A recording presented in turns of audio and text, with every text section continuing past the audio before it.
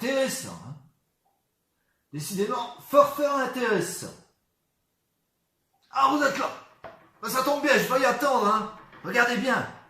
22e escale. Attention, on commence à approcher, plein milieu de l'Atlantique. La descente va s'amorcer. Attention, s'il y en a qui veulent faire un petit pipi, c'est le moment, hein. Après, on lève les tablettes et on attache les ceintures. Bon. Écoutez, aujourd'hui, on a encore pas mal de petites choses à se dire. Alors, ce que je vous propose, c'est qu'on commence par les textes que vous m'avez proposés pour le défi de Jojo. Vous vous souvenez l'histoire du petit garçon qui avait appelé le 911 parce qu'on lui avait servi une salade qui ne lui plaisait pas. Et bien, vous m'avez raconté cette histoire de pas mal de manières différentes. Alors, écoutons un petit peu ça.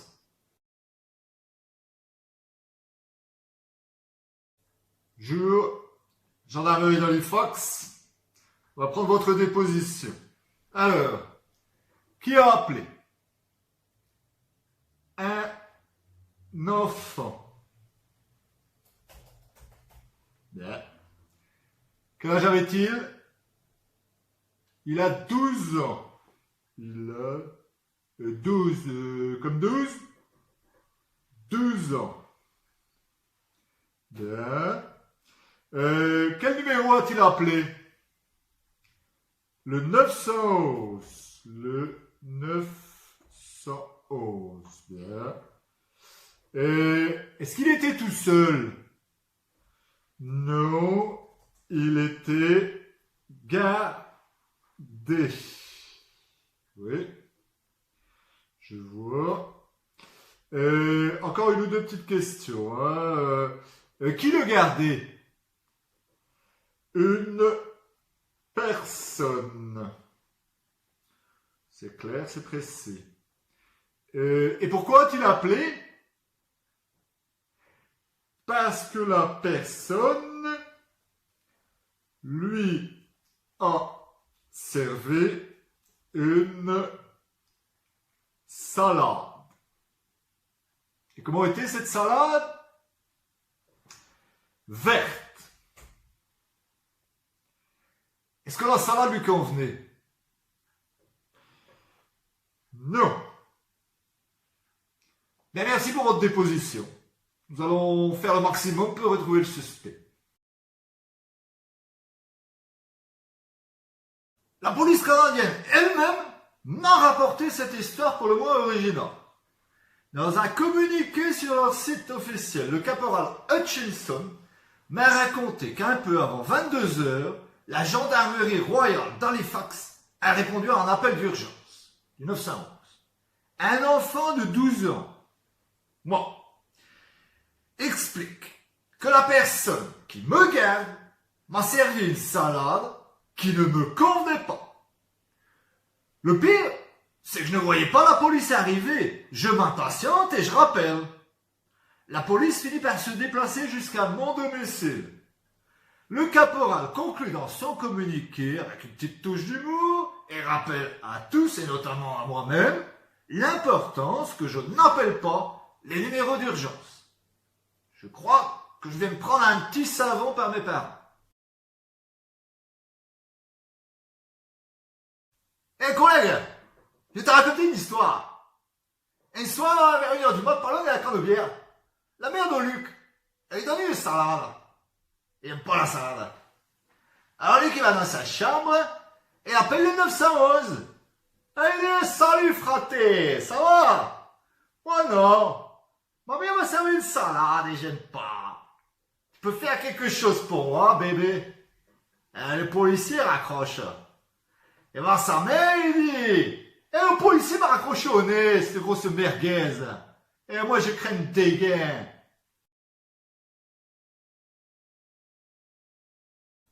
Est-ce que c'est la police canadienne qui a rapporté cette histoire pour le mot original? Est-ce que c'est un enfant de 12 ans qui appelle le 911 parce qu'il n'aime pas la salade qu'on lui a servie? Est-ce que le pire, c'est qu'il a rappelé une deuxième fois parce qu'il ne voyait pas la police arriver? Est-ce que la police va finir par se déplacer jusqu'au domicile du garçon? Est-ce que l'enfant a eu droit à une bonne leçon en bonne et due forme de la part des agents? Est-ce que c'était le moment d'appeler le 911 ou est-ce que ça ne l'était pas? Est-ce que le caporal a rappelé l'importance de ne pas abuser des numéros d'urgence? Est-ce que le mauvais usage de ces numéros d'urgence n'empêche pas qu'on s'occupe en priorité des urgences réelles? Il fait déjà nuit noire, peu avant 22 heures. La gendarmerie royale d'Halifax répond à un appel d'urgence Orange 911 qui provient d'un téléphone rose. Un enfant de 12 ans, habillé en rouge, explique que la personne aux cheveux blonds qui le garde lui a servi une salade verte qui ne lui convient pas. Le pire, c'est que ne voyant pas de ses yeux marrons la police voler à son secours, le garçon s'impatiente et voit rouge. Il rappelle de son téléphone rose le numéro d'urgence Orange. Il veut savoir quand les agents aux casquettes bleu marine finiront par venir et répète que cette salade verte ne lui plaît pas. Et il dit qu'il va attraper la jeunesse.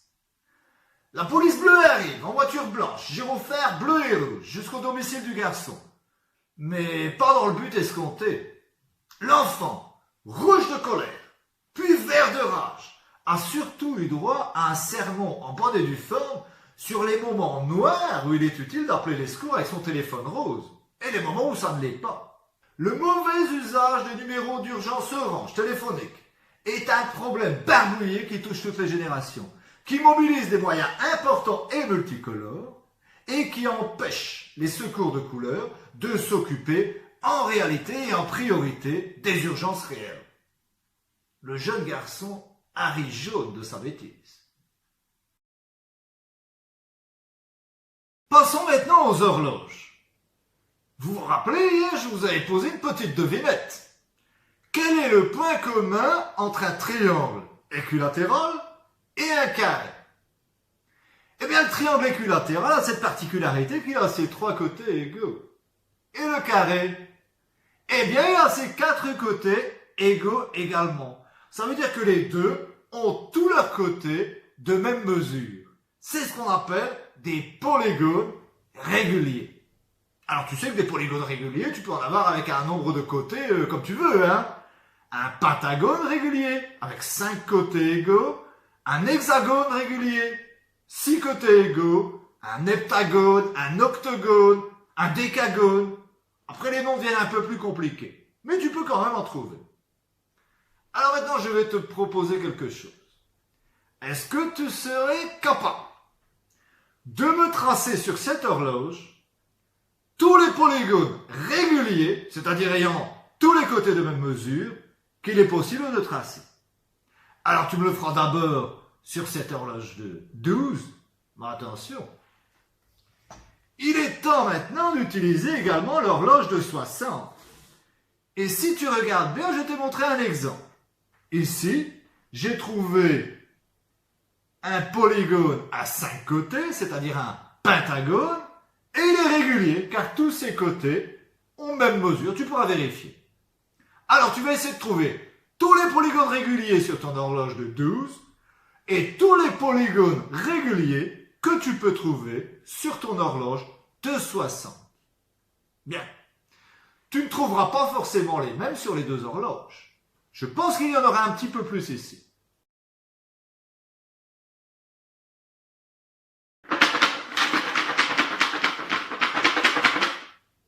Ça se trouve, c'est simplement un instrument de musique, hein. Non, je rigole. En attendant, je suis bien impatient de trouver la clé de ce petit coffre, hein. Je pense qu'on approche sérieusement. Alors hier, je vous avais proposé un nouvel indice. Méditerranée moins terre fois 3 amène à la clé. Petit indice que Pamélie m'avait laissé sur ce petit rouleau. Alors, certains parmi vous, 2 ou 3, m'ont proposé quelque chose. Regardez bien. Ils m'ont proposé en tout cas, si on enlève les lettres du mot terre à Méditerranée, regardez ce qui reste. Médiane. Médiane fois 3 amène à la clé. Alors médiane, je vous avoue, je suis pas forcément fortiche en géométrie. Donc je vais encore une fois compter sur vous. Bon, j'ai bien trouvé une petite fiche qui expliquait ce que veut dire une médiane, hein. Je vous fournirai ça sur le Padlet. Maintenant, je compte sur vous pour essayer d'avancer sur la carte. Je pense qu'on est tout près du but. Alors je vous souhaite encore une fois bon courage. Bien, écoutez, je pense qu'il ne reste plus maintenant qu'à vous présenter les devoirs et les activités pour la fin de la semaine et le début de semaine prochaine. Et ensuite on se retrouve. Pour vendredi, est-ce que tu sauras me retrouver tous les polygones réguliers dans l'horloge de 12 et dans celle de 60? Je te rappelle que pour qu'un polygone soit régulier, il faut que tous ses côtés aient la même mesure. Pour lundi, on avance dans les aventures de Toby. Je te demanderai de lire les chapitres 13 et 14. Certains d'entre vous ont trouvé dans le dernier indice de Pamélie que si on enlève le mot terre au mot Méditerranée, il reste le mot médiane. Alors je vous donnerai une petite fiche qui explique ce qu'est une médiane. Je vous avoue que moi personnellement je n'y comprends rien du tout. Alors j'espère que vous pourrez m'aider à trouver la clé et qu'on pourra enfin connaître ce qu'il y a dans ce trésor caché.